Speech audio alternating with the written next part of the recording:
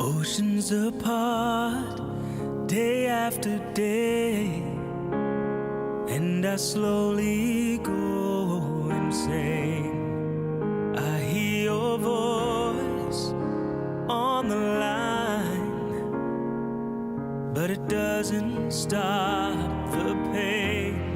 If I see you next to never, how can we stay forever? Wherever you go, whatever you do, I will be right here waiting for you.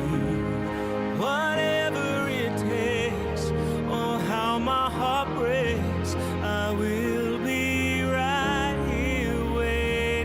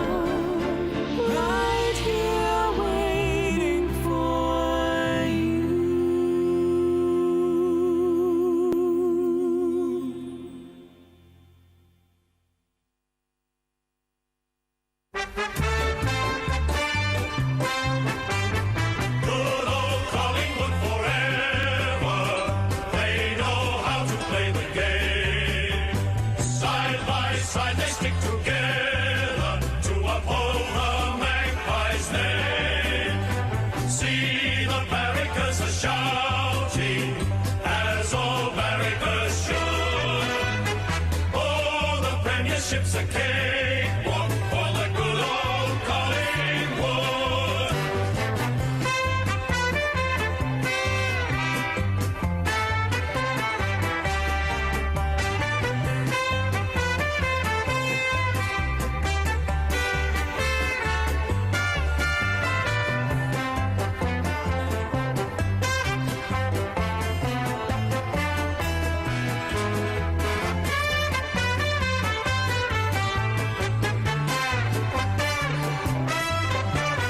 Good old Collingwood forever. They know how to play the game. Side by side they stick together to uphold the Magpies' name.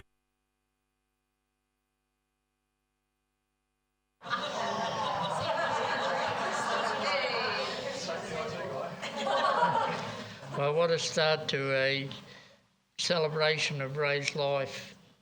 I've started off with his two favourite singers. J.D. Smith is a husband of one of his nieces, Emma, and he is one of the 10 tenors. And Marisha, she sings she used to sing on Andre Brule, and you'll see there's a significant input into this service from Marisha. I want to extend a warm welcome to everyone here today, and I thank you for those who supported Anne and the family at the graveside. But today, this service is going to be different. We want it to be a celebration, and a part of it was what Ray wanted. We had opportunity to talk with Ray. Michael particularly wrote down all Ray's requests.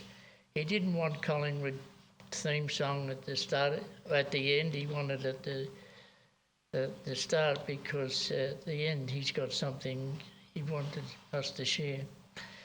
And so today it was a special time to have. And I want to acknowledge for those who are present are welcome, but also to those who are viewing online, particularly Ray's sister, my sister Naomi, who is right now in Sorrento in Italy, and at the hotel where they were staying, they've set up a video for a camera for her, and she is viewing this service online at 3 o'clock in the morning. I hope she stays awake. But also our youngest brother, Paul, who lives over Mackay, we extend to him a welcome as well, because he couldn't travel because he's got his own health issues. And also there was some apologies from cousins from Ballarat who could not be here. So today we want to remember Ray, and I want to start off by saying that as a younger brother, I recognised that he had academic skills that I didn't have, and so he was blessed with those, while the rest of the four brothers, we just had to settle with our good looks. But to illustrate a difference between Ray and myself, he always remembered my mother being pregnant. And I don't ever remember my mother being pregnant. In fact, one day I went round to the neighbourhood and I told all my neighbours that my mother was very, very sick and had to go to hospital. And the next day I had to go and tell them that she'd had another baby. So, but today I've had the privilege of starting a part of the eulogy by growing up with Ray in the 40s and 50s. And Ray was born on the 10th of February 1939. And so I think I'm the oldest one that has known Ray the longest. And being one of seven, we had special memories of growing up in Collingwood. And I had the privilege of sharing with Ray some of those things, some of the things he remembered, and he shared some of the things that I couldn't remember. And we remember our kindergarten teacher. When the boys go to the football, Ray used to say, "There's my kindergarten." And the whole 7 of us family went there, and we all had Miss Munro and Miss Darby as our kindergarten teachers. But that was a special time. And apparently Ray went to kinder by himself, but not really by himself, because apparently I followed and I still had a nappy on. So, but anyway, we lived in a 2-bedroom home in Collingwood, the whole 9 of us, and they were tough times. But we had the ice delivered with the horse and cart, and they used to chip off the ice to suit the size of the ice box. And Ray used to be able to reach up and get a lump of ice, and during the summertime we would suck on that ice. I remember one time going to the movies. It was called the Austral Picture Theatre. Another name for it was the Flea House. And we went there, and I can remember sitting right down the front with Ray, and it was a black and white movie on Oliver Twist. And apparently I said to Ray, we bawled our eyes out, and he said, "No, I didn't." So I must have to settle that I was the only one that did that. Growing up in Collingwood, there was a opportunity club, and it provided opportunities for young people to go and meet. And one of the things that we did there was we learned to play basketball, and basketball became a real part of our life. And Ray recalled there was one time we played out at the showgrounds, and it was the first time that the whole 5 of brothers played in the one team. And we were on top of the ladder, and we had this ambition that every one had to score. And we nearly lost because one of the brothers, who I won't mention John's name, it took him a while. Ray said about 20 shots. But so that's a memory of the Opportunity Club. The other thing we did was we learned to play instruments, band instruments. And we were so good. We finished up marching around the showgrounds when the show was on, and I was holding my pants up and trying to play the trumpet, but that was a special time. And back in those days, in the early 50s, there was a radio program called Christie's Auditions, and what you would do is you'd go into 3KZ studio and you would play, and there would be 3 dongs if you were any good, 2 dongs if you were no good, and 1 dong and you were out. And so we played in that band. We only got 2 dongs, but the conductor was very upset about that. But one of the things we did was we went to his place one time, and we went by double-decker bus, and we went up to the top, and there was a man who had a few drinks, and he said, play us a tune. And so we got our instruments out and started playing Anchors Away, My Boy, and the conductor came up and he said, "Now listen, you people, stop." And the drunk said, "Now you nick off." He said, we were enjoying this music, so that was another memory. My sister remembers that bath time wasn't a pleasant experience for her because Ray was first. He was the eldest.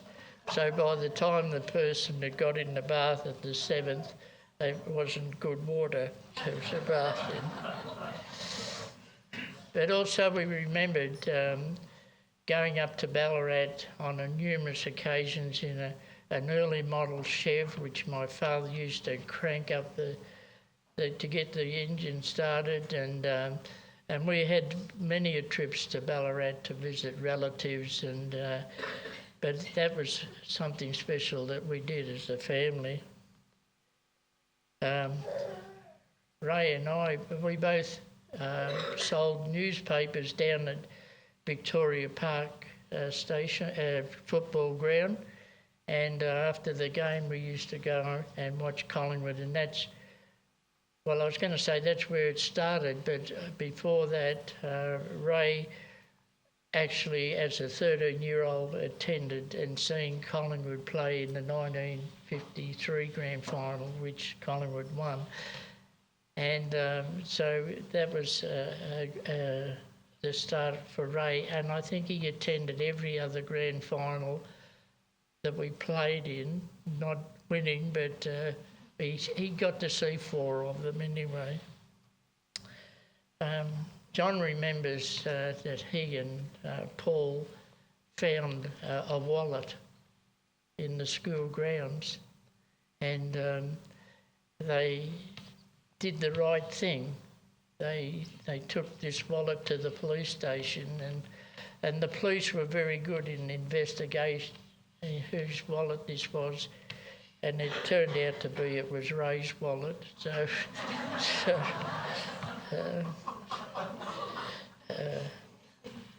Naomi, hi Naomi, you still awake? She remembers that Ray took her to her first football match, and ever since then she's a tragic. She goes most weeks. So, but Carol from Ballarat, I said, look, we need some dirt on Ray. I just can't, this is not good. And she said, well, you can tell them that Ray was a real teaser. And I didn't need to know, we already knew that. My children talk about the way Ray taught them. My grandchildren talked about the way Ray teased them, and they used to come back for more. But I wouldn't let him get near my great-grandchildren because I didn't want them to be scarred for life. So, but today we're going to have a poem reading from Susan, Marita and Penny, and ask them to come forward and bring us that reading.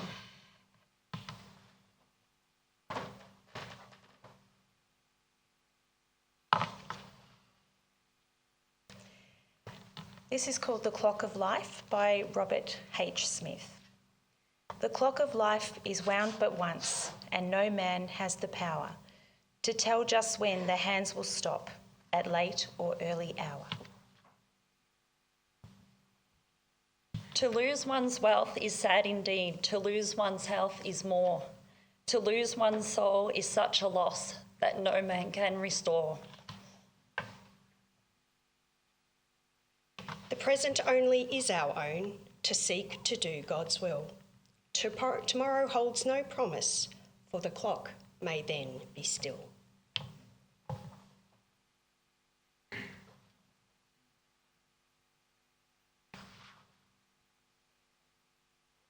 We're going to leave the prayer until later in the service, and I'm going to ask Robbie to come and give us a eulogy.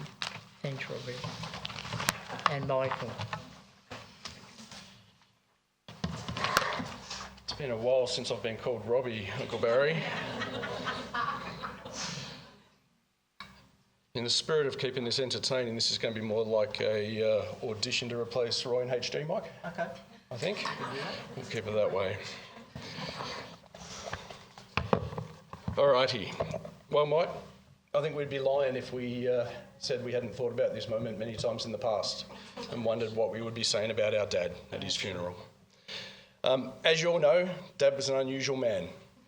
He led a mostly simple life, and he was quite socially awkward. As a result, he didn't have that many close friends, but he was the instrumental part of a very strong and close-knit family. And the fact that there's so many people here today, I think, is a great example of the qualities that Dad, Mum, and their parents instilled in us all. So we always joked that we would be up here talking about Dad's quirky use of the English language and the endless supply of entertainment that he provided with us as a result. He is without a doubt the only person I've ever met that could and would start every sentence with the phrase, "What you call?" When he was unwell, we actually named a WhatsApp group, "What you call?" And then there's all those words that Dad would mispronounce that would make us chuckle every time we would hear them. I know people in the room know what I'm going to say here. There was balloon, there was film, driving an Alfa Romeo, athlete. He liked to eat a chicken Kiev. And of course his favourite city in the US, Miami. Yeah, but I think I'm going to push the boundaries a little bit here and say that I think my favourite quote of Dad's of all time was the day we were sitting around the dining room in Baldwin and deep in conversation, and all of a sudden Dad announced to everyone there, "The problem with the youth today is they're all too busy having orgies." So interestingly, over the last 2 months, with Dad on his final journey, it gave us a lot of clarity on what we wanted to say today. Firstly, the valuable lessons he taught us as he discovered the prognosis did not look good. Facing the reality that his future was set in stone and there was nothing he could do to change it was something that I think would be devastating for most. Yet he handled it with dignity, strength, unwavering acceptance, and graciousness. Qualities we probably rarely would have used to describe our dad in the past. I'll never forget when he first went into hospital and he learnt his prognosis, that he said to me, "It's okay, Rob. I've had a good life. I've got a great wife. I've got a great family. I've never really been sick. It's my turn now." I think he reminded many people of that in these last couple of months. And you know what he did? He went out of his way to reassure us that everything was and would be okay. Like all of us, Dad had some characteristics and interests that defined who he was. And in the past, I would have said that Mike and I really didn't inherit many of them at all. But reflecting on him recently suggests that may not be true. So one of them was how argumentative he could be. He would have, Uncle Barry's chuckling, he would usually have the most extreme opposing views, literally about anything. If he was here today and I said, "That's a beautiful white roof," he would say, "Rob, that's not white, it's black." It would be that extreme. And the truth is, he just didn't like to lose an argument. Of course, the exception to those opposing views was Dad's views on football and politics. He never deviated from his support of the Collingwood Football Club or the Liberal Party in politics. And if you didn't agree with him on those topics, there was clearly something wrong with you in his eyes, as we've learned over the years. And hence never deviated, I guess, certainly from Collingwood. Dad also came across a little bit self-absorbed at times. So his ailments were always worse than yours were. If you said you had a bad back, he would tell you how much worse his back was than yours. The irony is, in the end, he was right, because that was one of the major symptoms of what he had in the last couple of months. Yet, despite what he went through over the last 2 months, he never complained at all about the pain that he was in. Another quality of Dad's was his ability to have completely different conversations to everyone else in the room. We would be deep in conversation and Dad would just start talking completely off topic about something else. Usually football, maybe politics, sometimes the weather. I remember Sophie one day rolling her eyes and calling him out, saying, "Papa, Nana was talking." And I'm sure if he was here today, he would have already interrupted me to say, "Can you believe Carlton are still rebuilding?"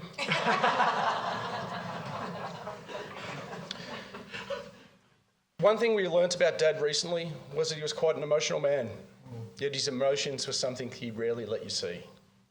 And we saw it a few months back when he left the room and sobbed uncontrollably when he farewelled his little mate Oscar. We have a photo of it at the front.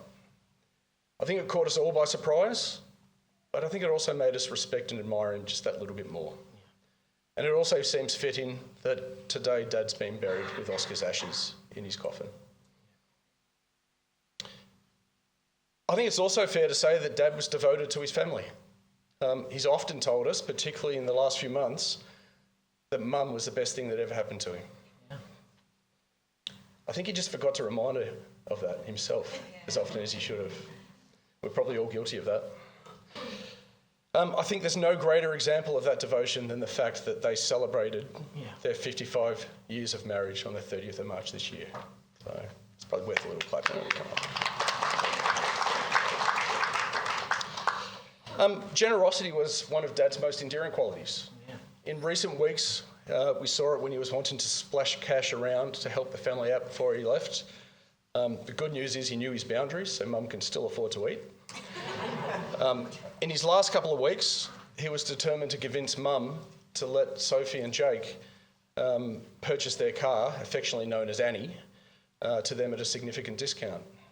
Once that matter was resolved, he quickly moved on to insisting on paying for Tom's new golf clubs. However, his generosity was not something new. I remember so many Christmases and birthdays where Dad would happily let Mum spoil all the kids. Most significantly, I remember the day that Dad came to Baldwin to do some gardening at my house, and he said to me he thought that Marita and I should find a way to take Mum back to England for the first time in 52 years. He made it really clear that he didn't need to go, but he wanted Mum to have that experience. And I'd have to say that was one of the greatest memories of my life, and that was all because of Dad's generosity. Dad's work ethic was probably his most notable quality. Dad worked his entire life and handed over every single paycheck to my mum. He started selling newspapers, as Uncle Barry said, and I think also football records. And if I believe the stories Dad told me, to the likes of Bob Rose and Lou Richards in Collingwood. And I think he was only 6 or 7 years of age at that time. He went on to work at the Commercial Bank, firstly in Melbourne, but later on, I believe, in the Gambia. My earliest memory of Dad working was when he worked at Yenkin Sandy as a salesman before moving on to Copper Art for a long career as a shop fitter. And maybe the job I think he enjoyed most was driving a cherry picker for K&R Services, which he did until he was 70 years of age when he finally retired. He worked hard to give his family a great life and to give Mike and I opportunities that he could probably never have been given himself. Truthfully, we are successful in life because of the hard work and sacrifice of Dad and, of course, Mum, and throughout their entire lives, and we will forever be in debt to them. Yeah. When we found out that Dad was terminally ill, he gave us one really simple instruction: keep doing what you do, keep working. It made him proud to know that we were doing that. Yeah. And despite how difficult it became at times, and I think the truth is we probably weren't doing as good a job as we should be, we did our best, and we kept doing what he wanted. Speaking of pride, Dad rarely told Mike or I how proud he was of us, but he would tell absolutely anyone else who would listen. And I remember when I took him into St Vincent's in late March when he first realised something was not quite right, he ended up being admitted into a room with 3 other men. And I went in there to visit him one day, and I've got to be honest, I felt like a rock star, because he had told those men so many stories about me, and they literally thought, something special was walking into the room. I actually think some of the things he told them were true. There's no doubt he was proud of us all. We literally could do no wrong in Dad's eyes. I particularly love the way he would tell everyone about how Penny works for Harvard. She hasn't been part of the family for too long, but Dad quickly warmed to her, and he was so proud of her. Literally 30 minutes before he passed away, Penny was helping him with his dry mouth, and I jokingly said to him, "This Penny isn't bad. Maybe we should think about keeping her, Dad." He nodded his head ferociously, literally 30 minutes before he passed away.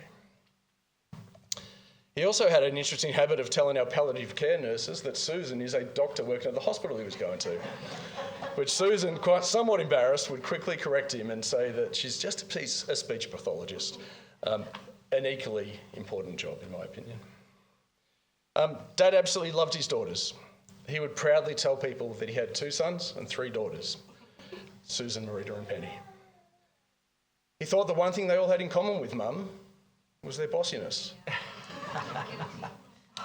Steve, you might have to drive me home. I'll be walking otherwise. Dad and I joked when we took him to hospital that the real reason he was checking himself in there was to get away from all the nagging. But the truth is, he deeply appreciates them all. I mentioned gardening earlier. So gardening was a keen interest of so many Wyatts and Osborns, and it was one that Dad mostly discovered during his retirement. Since then, Mum and Dad have had some beautiful gardens. I'm not quite sure if my favourite was Croydon Hills or Kilsyth. They were both beautiful gardens.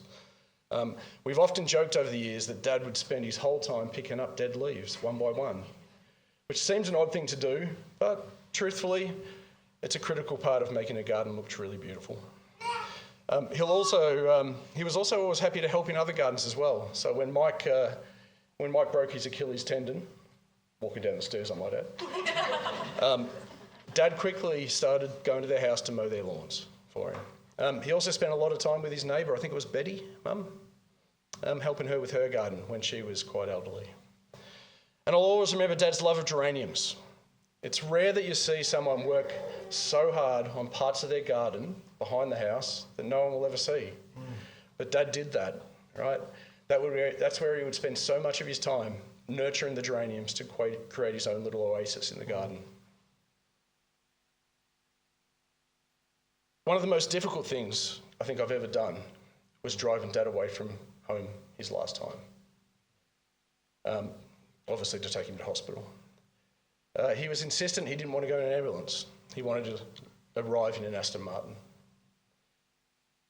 I've got to be honest, I fought back tears that day as we drove down the driveway and I watched Dad looking out the window at his home and garden for the last time and saying how great it looked. Thanks. Mike hates gardening, I think. Is that true? I do. Hates gardening. But early that morning, Mike got up and went to their house and spent quite a bit of time picking up all the dead azaleas and picking up all the dead leaves so that when Dad drove down the driveway, it would look just the way he wanted it. So thank you. All right, one last thing about the garden that people probably don't know. So in the last 6 to 8 weeks, I would go to Mum and Dad's house and I would spend time in the garden doing exactly what Dad would have liked to have been doing himself. And I worked out recently that right up until the end, he would actually sneak outside, grab his bucket and clean up parts of the garden bed that he could still reach. And I'm not even sure if Mum knew that he was doing that. I certainly had no idea, and I have no idea how he found the strength and the desire to do it in his last weeks at home. But it became obvious to me, and I asked him about it one day, and yeah, he confessed. He would sneak outside, grab his bucket, pick up a few more leaves. So it was quite touching to see that he still found the strength to do that. Lastly, I can't possibly ignore Dad's lifelong interest in sport. His greatest love was football, and more specifically the Collingwood Football Club. And given he grew up in Collingwood, none of us should be surprised by that. But Dad loved all sports, including basketball, soccer, cricket, just about anything really, wasn't it? Yeah. I recall, Mike, that his last live sporting event was an NBL game that you guys attended at John Cain Arena in February. Yeah. Yeah. I think we can say that both football and sport became part of our family's culture a long time ago because of my dad, which is clearly evident by the 2 athletic specimens standing up in front of me today. Why are people laughing? Anyway, so as I said earlier, Dad had a lot of qualities and interests. Some we inherited, some we did not. Mike made a comment to me earlier in the week that he learned a lot from Dad, and he learned a lot about those qualities and has managed to evolve himself to be a better dad and a better person himself. However, just like our dad, we are both argumentative. Like Dad, I tend to bottle up my emotions, Mike to a lesser degree. Like our dad, we're told we're generous men. I love gardening, yet like Dad, Mike might discover an interest in retirement. We are both mad Collingwood supporters. We had no choice. We both work hard and we love what we do, and we are both very proud men. And thankfully, I also got Dad's charm, good looks, and intelligence. Mike, not so much. I got the hair.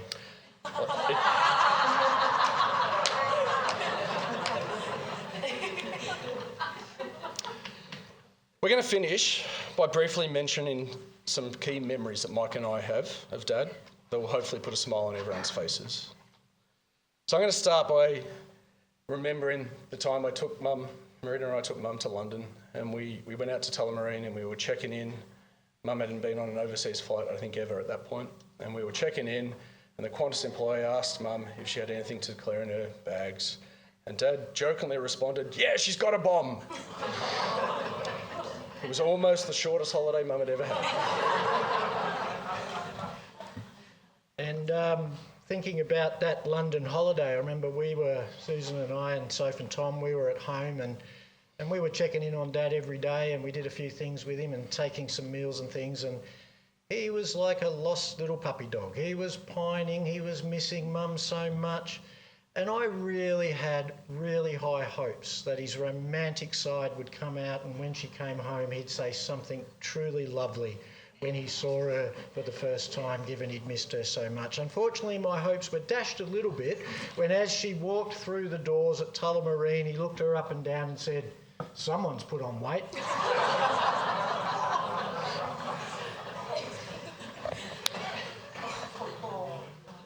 It would be absolutely wrong for us not to bring up the 1990 VFL Grand Final. Was it AFL that year? It was, first one. The first AFL Grand Final, there you go. I remember after the game watching Dad dancing along the old wooden bench seats. And I don't think I'd ever seen my dad dance. I'm not sure I ever want to see that again. But after the game, he was celebrated by dancing on those seats. I'll never forget that sight. I also remember how grumpy he was when we checked into our hotel in Warrnambool, because I made him drive from the grand final directly to Warrnambool for a radio control car racing event. And he was so grumpy because he turned the TV on and they weren't replaying the game. We went to many football games together. I'd hate to know if we had added them all up. And lots of things we remember from them, but I remember one particular day. It was back in the day when Collingwood played at Victoria Park, and we had our seats there. And we must have won because as we were walking out, Dad was listening to the radio commentary, wanting to hear how good they were. He wouldn't have been listening if we'd lost. And he was very, very in tune to what was going on and really wasn't watching where he was going. And by some sort of freak of accident, he walked straight into a bollard that was standing. And unfortunately, just because of the timing, he copped a quite severe whack in the crown jewels. I think half of Collingwood heard the scream and him shouting, "Who put that there?" The other half heard me and Rob laughing uncontrollably. On a similar theme, I remember going to Waverley Park with Mike and Dad to watch the Pies. And we walk in and Dad sat down, everything's good, and then he went to stand up and realised that he'd sat in some nice fresh chewing gum. And which he loudly exclaimed, "If I find out who put that there, I'll knock him into next week." The young boy sitting behind us had a pretty ordinary day. Continuing the football theme, I can remember getting involved in one or two, I'd say numerous actually, verbal stoushes at the footy with other members of the crowd. Mum doesn't know about any of these. And I'd get involved because no matter what Dad said, and Dad had a habit of saying things, and he didn't like people that were being loud in his ear and saying things he didn't like at the footy. It didn't matter what he said or who he said it to or how inappropriate he was or whether he was right or wrong. I could never help but come to his defence. There were the odd occasion when I knew Dad was being a little bit inappropriate, perhaps a bit of a dill, and I would look at the person and say, "Listen, he might be acting like a dill, but he's my dill, so you'd better back off." Not sure what would have happened if they hadn't have backed off, but I know one thing. Dad would have been ready. Switching topics, so I remember when I was young spending a lot of time driving around Australia with Dad, going to radio control car events and with my good friend Greg, of course. Earlier on with Dad at the wheel driving, later on with me on L plates. Dad and I, when we drove to hospital, reminisced about all those trips. It was really quite interesting. We sat there And he was reminding me of all the different country towns around Australia that we'd driven to, and I think he remembered them all pretty well. So it was a really touching moment for us both. Uncle Barry mentioned how Dad was a tease, and that was very true.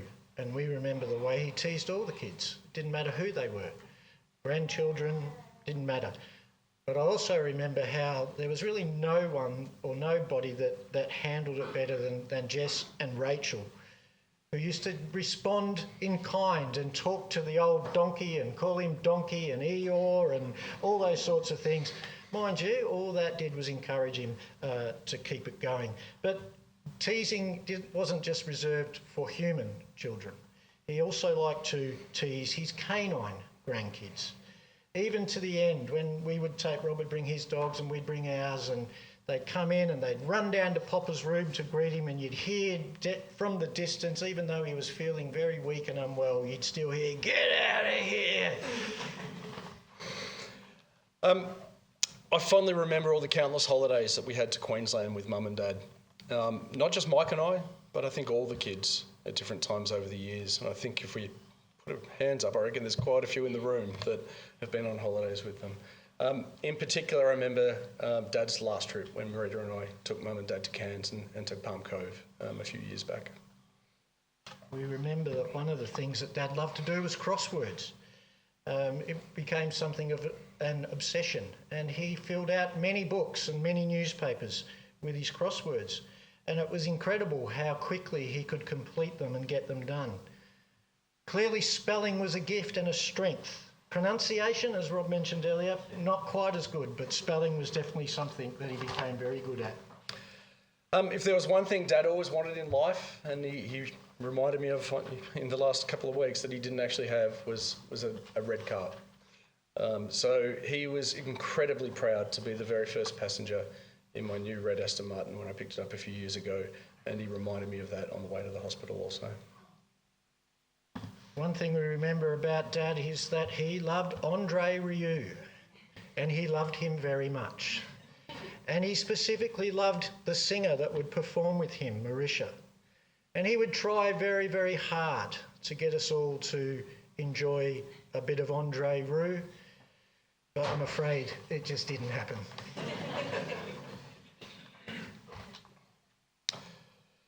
I remember seeing Dad just a few weeks back receiving his first ever Collingwood Guernsey that was signed by the players, thanks to our friend Craig. I will never forget how happy he was. When I took him into the hospital on the Thursday before he passed away, I had to leave in the afternoon. I said, "Dad, the reason I'm leaving is I'm going to pick up your Guernsey. It's been framed." So I went and picked it up. Penny and I went to see him the next day, and we've literally walked in, sat down, asked him how he's doing. He said, "Where's my jumper?" And I said, "Dad, it's in the car." He said, "Well, go get it." And we went and got it, and I brought it in, and it just lit up his face. He was just so happy. Hard to imagine that a guy who's been a Collingwood supporter for almost 80 years, Uncle Barry, that's his first Collingwood jumper in the frame right there. So it's something we'll cherish for many years to come. And one of the things that those of us that were closely involved with Dad in the last number of weeks, Penny and Susan and Rob and I and Mum and the kids, was how determined he was to make sure he had his affairs in order. And as Rob mentioned earlier, Dad's ability to handle what was happening to him and what was going on was just remarkable. But it extended to that Dad needed to know that Mum would be okay and that she would be all right when he was no longer there. He was absolutely adamant that Mum needed a new mobile phone. Her old one doesn't work. Now, I don't know how he knew that because he didn't know one end of the mobile phone from the other. And one day I go to see him in his room and he's fussing around and he hands over a wad of $100 notes that he'd been stashing somewhere and hiding and saying, "I thought I'd better give them to you because you'd probably never find them." But it was, take that, give it to Rob, he'll know what to do, make sure Mum gets her new phone. But he was just so determined to make sure that all those things were in place. And even the last few days before he went off to hospital, he spent time just going through his drawers and in his room and bringing out different bits and pieces and saying, you can have this and you can have that. And he just wanted to know that it was all done, and that's something that we will always remember him for. And lastly, I remember watching the last 4 Collingwood games that Dad would have ever seen. We watched them at his house with I think Mike and Tom on one occasion, and Mum, Dad and I watched the last 3 with them. We had hot dogs, we had party pies, we had sausage rolls, we rocked up with Hungry Jack's burgers one day. And even though Dad had basically stopped eating, somehow when the pies were playing, he'd appear at the dinner table ready to have a hot dog or a pie or something along those lines. So when everyone else was telling me Dad wouldn't eat, turns out that he would eat if the pies were playing.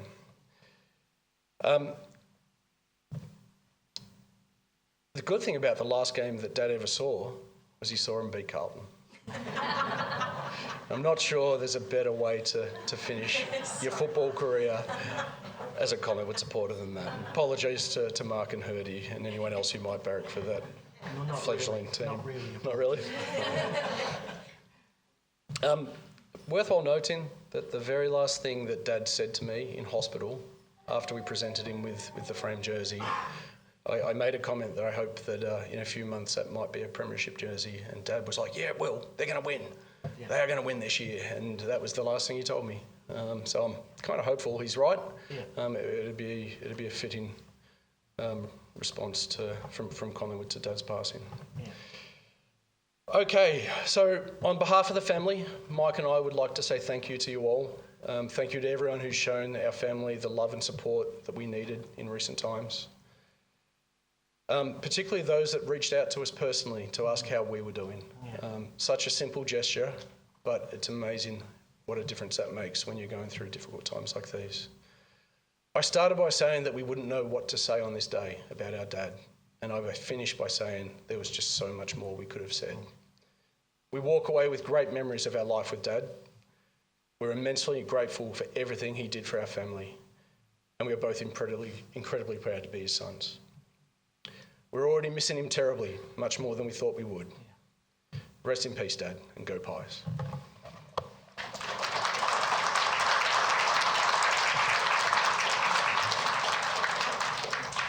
Thank you, Rob and Michael. Thank you for that. We're going to hear now from the grandchildren, and so if they can just come up and give us their little contribution.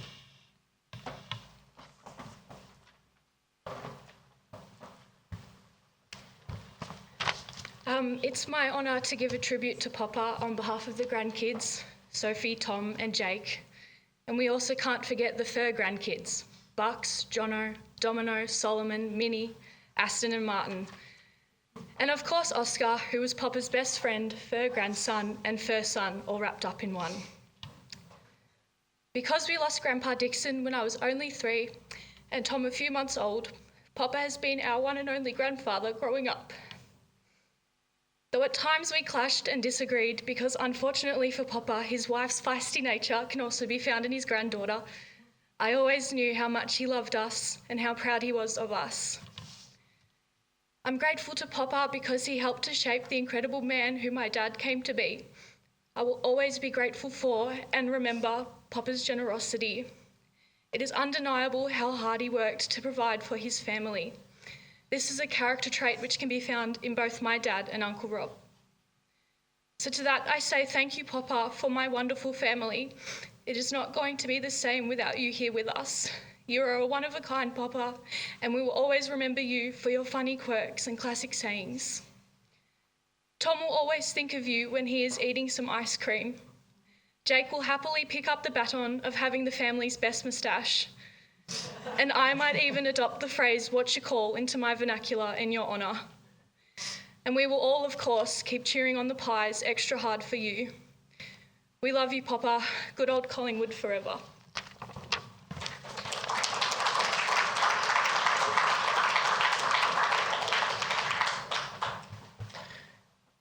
I need to say that we'll be a few minutes over time today, so I hope you can appreciate that.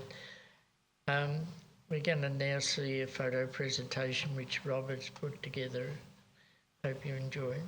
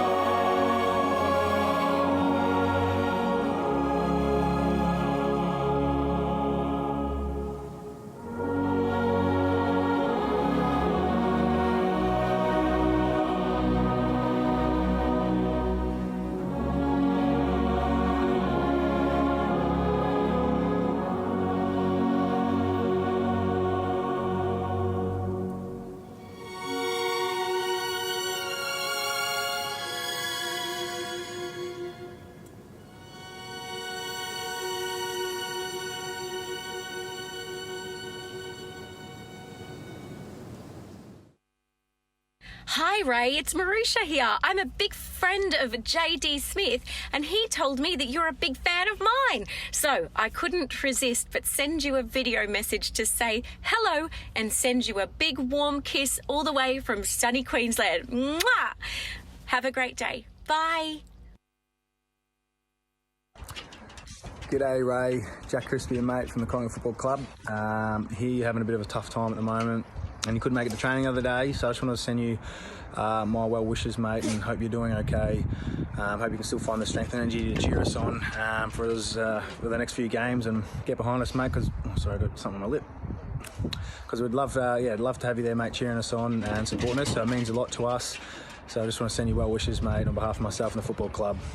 Take care, buddy. Chin up and small, mate. Go Pies.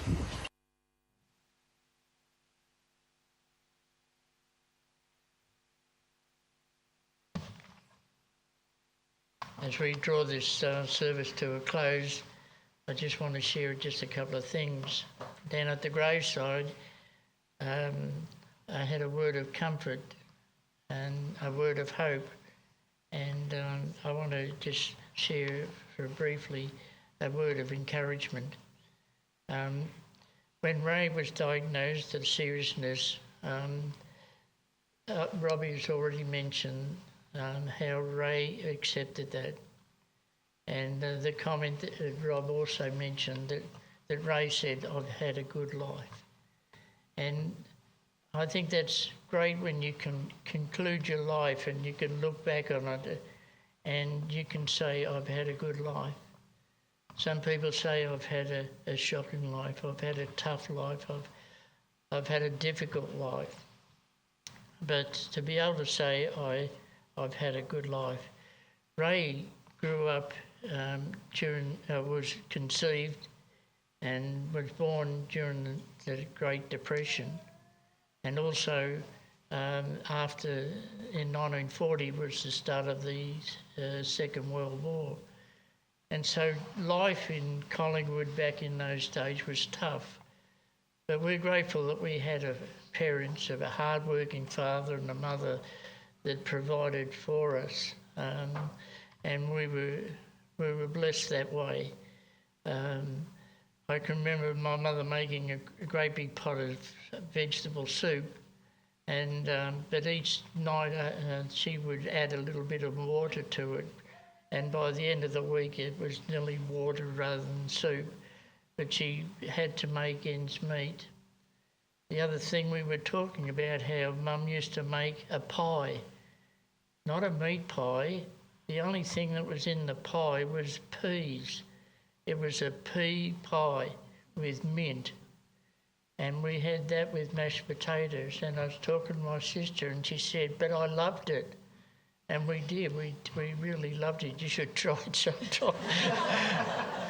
But Ray learned a lot of things about survival and how to look after himself and how to prepare. But someone said in life, you need three things. You need someone to love, something to do, and something to hope for. And Ray again acknowledged what Robbie's already shared. The best thing that ever happened in his life was meeting Anne and falling in love with Anne and marrying Anne. And that was his greatest joy in life. King Solomon wrote a thesis on life, and in it he, and something that our parents tried to instill into us, was a quotation which said, "Remember your Creator in the days of your youth." And that was an exhortation to connect with God and to seek a life of faith and understanding. But the other thing that Solomon wrote was, remember him before the silver cord is broken. In other words, at the end of your life, can you look back and say, remember him? And in the book of Solomon, it outlines the deterioration of the body. I remember someone saying that there is 4 things that happen when you get old, and they're quite obvious. The first is forgetfulness, and I can't think of the second. But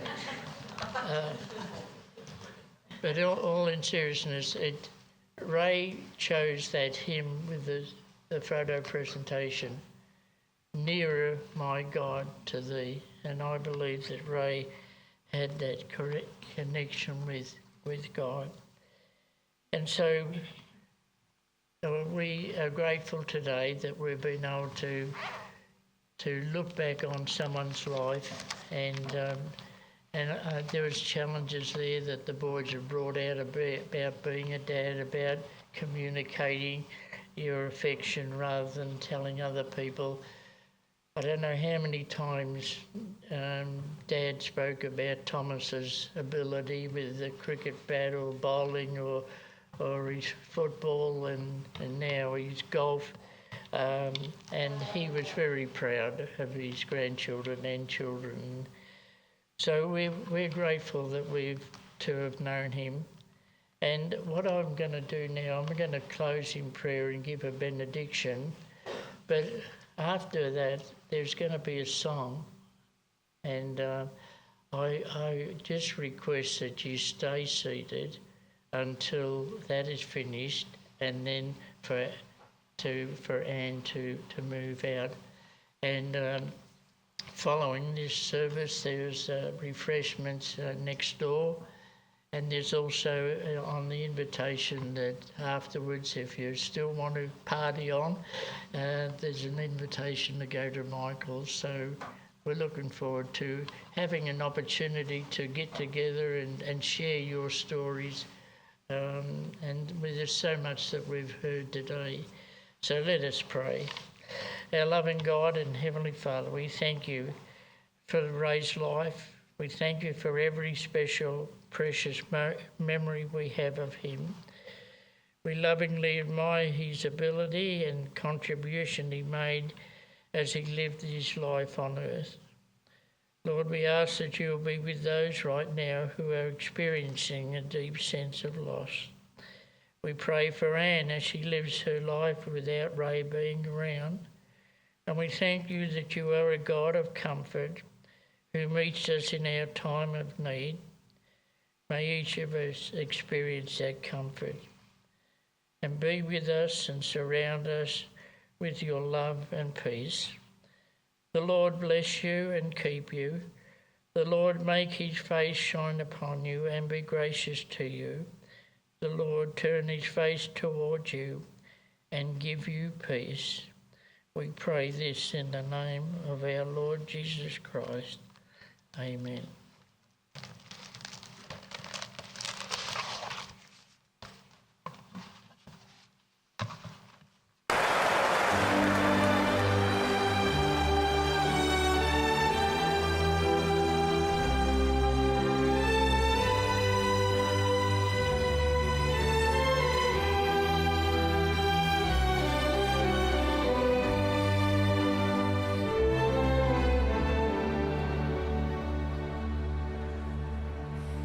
Quando sono sola sogno l'orizzonte, mancano le parole. Sì, lo so che non c'è luce in una stanza quando manca il sole. Se non ci sei tu con me,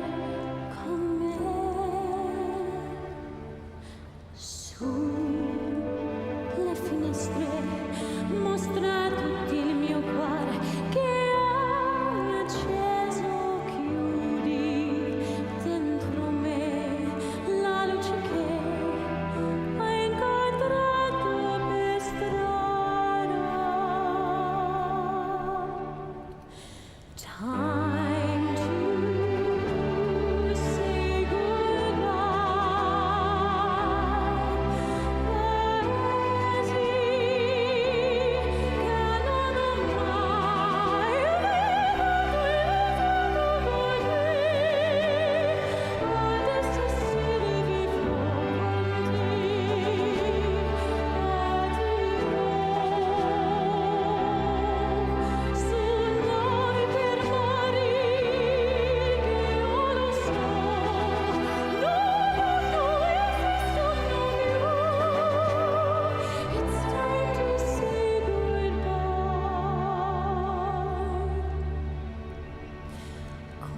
così lontana, sogno l'orizzonte, mancano le parole.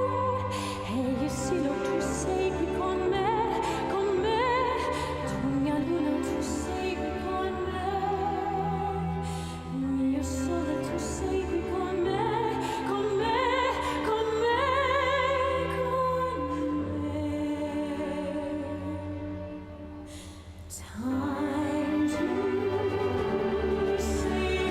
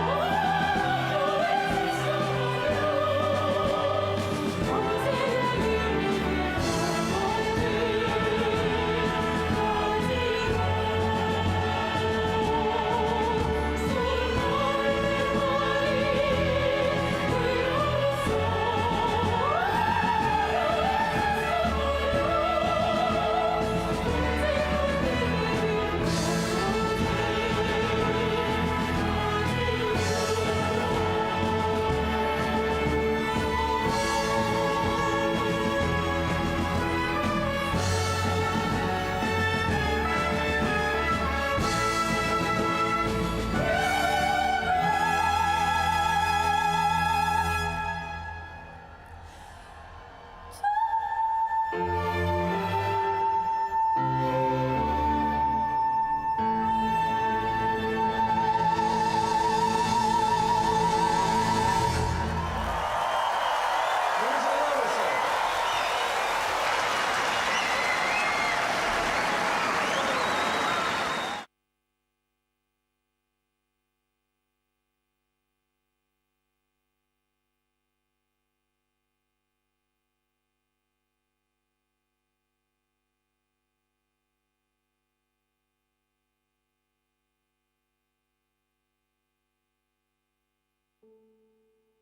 you.